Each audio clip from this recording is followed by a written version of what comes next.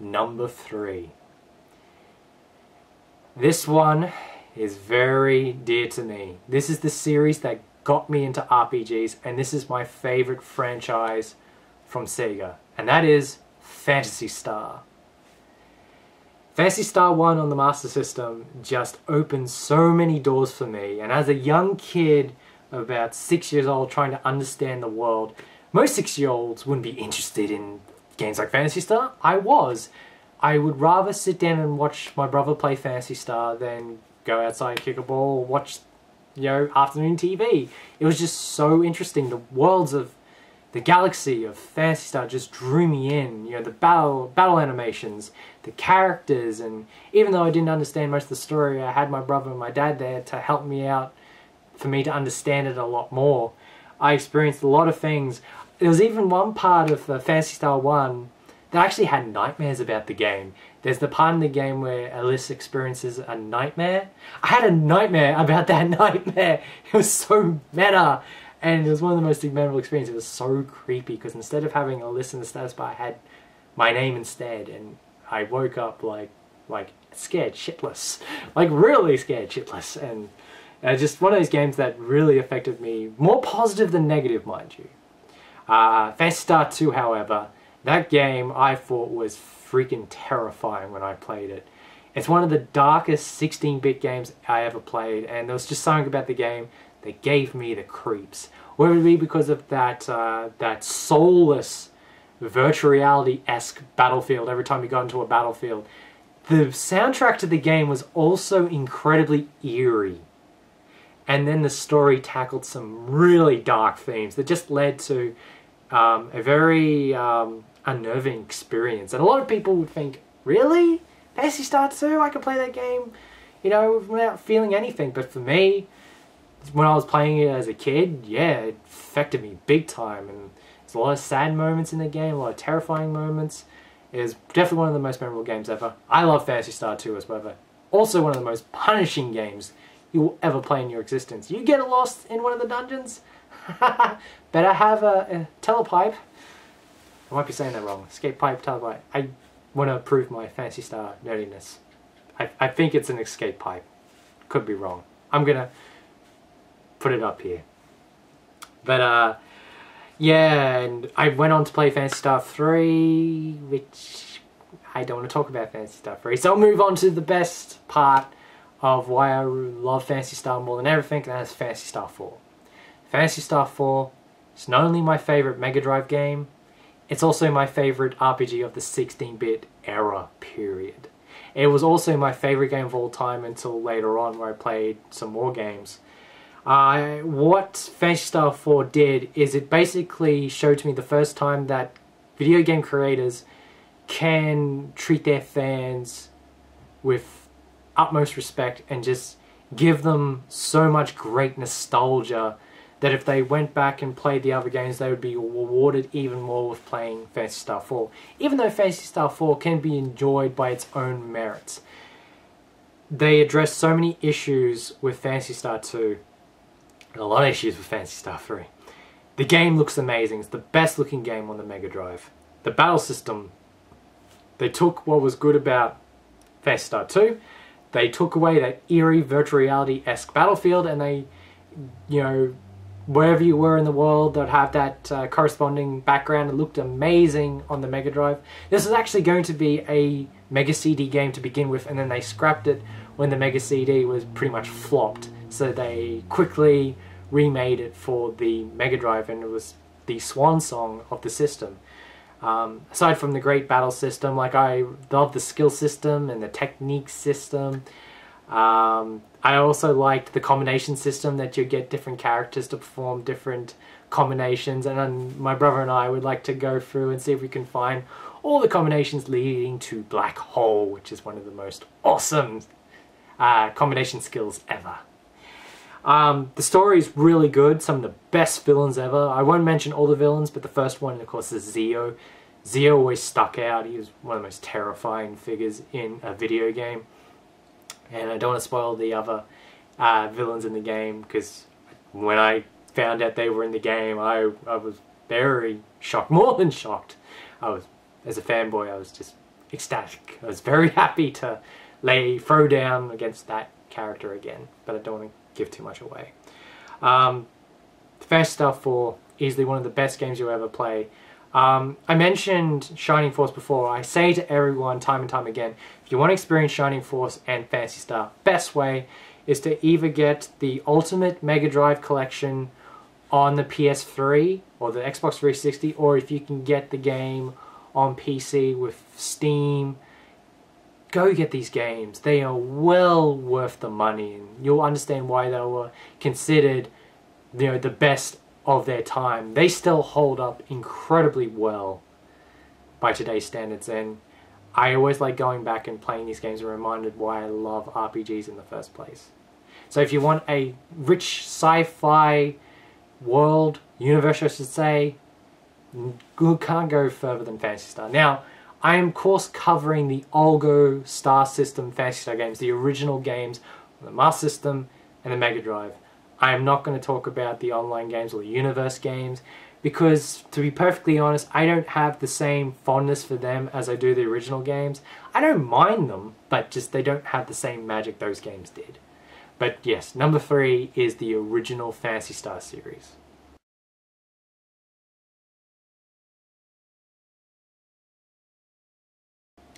Number 2, and everyone should know by now that I have a deep, deep affinity for this series. It has also become a big part of my YouTube channel, and of course that is the Ys series. Back in 2008, when I thought I had a falling out with gaming, Ys Book 1 and 2 brought it all back and made me appreciate gaming more than ever before. It also made me jealous of people who had a TurboGrafx 16 back in 1990 in America to get a game like that. The game still holds incredible. Ys Book 1 and 2 is my Super Mario Brothers, the game that I can pick up at any time and enjoy the heck out of it. And that game led to me to play one of the greatest series, and I say series as in a series that connects to each other. The Adult Kristen that was introduced in Ys 1987 is the same Adult Kristen I was playing with Ys Celceta that was released in 2012-2013. And very few series will stick to the same world for that long. They may change some aspects. I will say that Falcom's writers have changed it for the better. Memories of Celceta, I didn't understand why they kept calling it the 25th anniversary game when I played in Japanese, but when I played in English, I understood why. There's a lot of nuances that harken back to older games and games that come later in the series. And I appreciated Falcom for doing that for the fans like myself. Got a huge kick out of that. And after playing Celceta, I wanted to boot up and pitch them straight away. So there's just a lot to like. It's definitely one of my favorite action-based video games. The games that Ys games that came out in the 2000s, Ark Nopishtim, Felgana, Ys Origin, those games are incredibly fun to play if you love platforming and the old school Legend of Zelda games. You'll get such a kick out of them. And as for the later Ys games, Ys 7 and Ys Memories of Celceta, I love the party system. It reminds me a lot of Secret of Mana, but just done a lot better. And I had so much fun. I never had a game where I had so much fun dodging. And dodging became an art form. And I just got so engrossed into playing the game just for the gameplay. Even though the story is great, and I know a lot of people sort of say the story is simple, I think I've grown to accept that, because whenever people come at me, oh, Ys games have a simple story, I kind of misread that and say, oh, why are you attacking Ys? But what they're trying to say is the game is simple in a retro kind of way, that it's good. Not that it's simple and it's stupid, but I kind of like the stories of Ys a lot more than most engrossing RPGs that are more convoluted. Don't get me wrong, I really like text-heavy RPGs that tackle deep themes, but to have a old-school story with Ys, the characters just, I know, they scream out to me more than most other games. I get connected to them more, to Adol, to Dogi, to Geist, to all the characters throughout the series. It's just... there's a reason why I'm the Falcom fanatic, and Ys is the reason. It's one of my favorite video game series that I love deeply and will love until the end of days. I think I will definitely be a 7-year-old man playing East 1 and 2 on the Wii. I could see that happening. So yes, number 2 is East.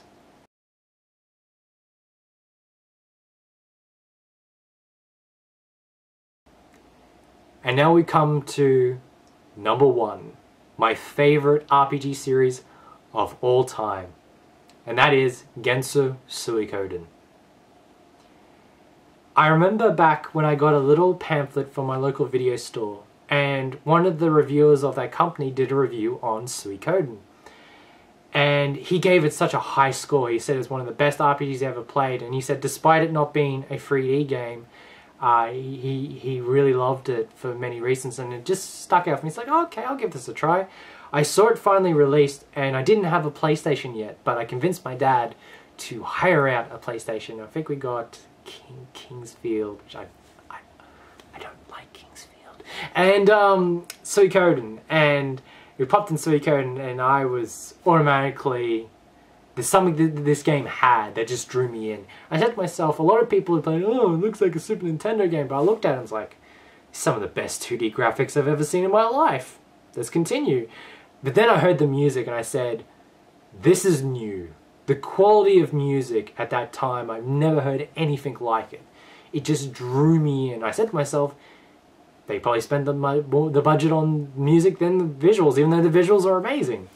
Then the story just kept getting better and better and better. And I kept saying before in the other series that I mentioned in this video how I became attached to the characters. Not more than I have the Suikoden characters. I got super attached to them. When I eventually got around to playing my favorite game of all time, Suikoden 2, I became attached to those characters in ways that a gamer shouldn't be attached to the characters, I felt like they were my brothers and sisters, and whenever something bad happened to them, I would get really upset.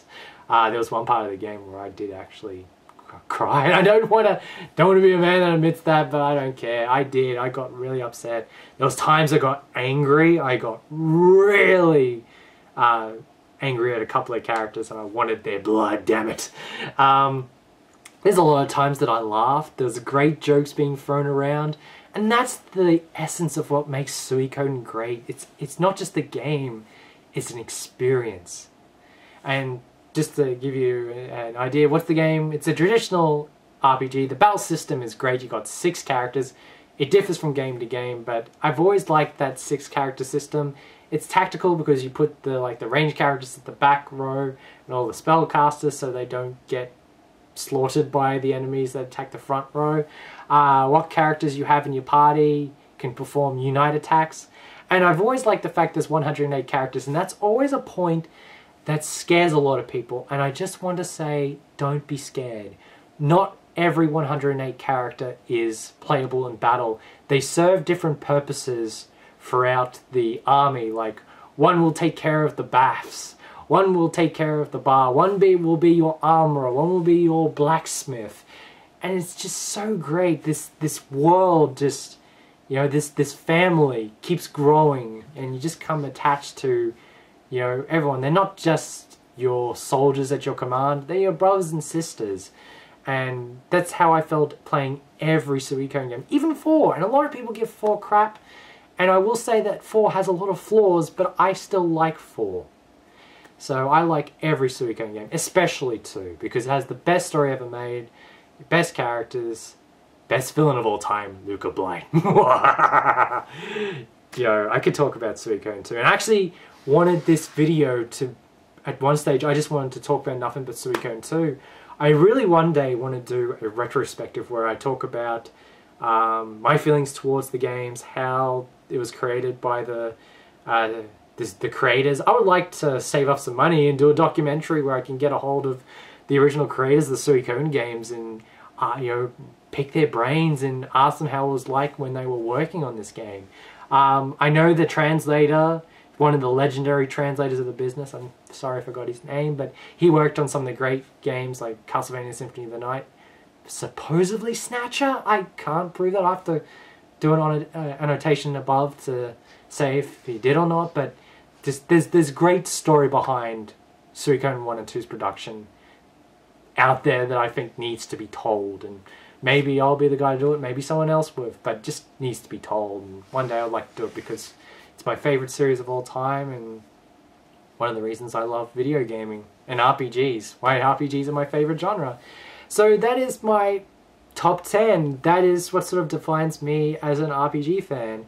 Let me know what you thought. Do you think I'm stark raving mad for some of my picks, where I'm just pretty much going to say to you, hey man, that's my picks, that's what I love. And with that, this is probably going to be my final video for a very long time till I get a new camera. So I just want to say to all my subscribers, thank you so much for sticking with me throughout these years. I've made it to video 100 at last. And to all my friends I speak to, I cherish all the conversations we have outside of YouTube. And I wish everyone here to have some great games to play while I'm away. And hopefully when I come back, I'll have some great games to talk about to you. So until then, I'm out, peeps. Have a good one.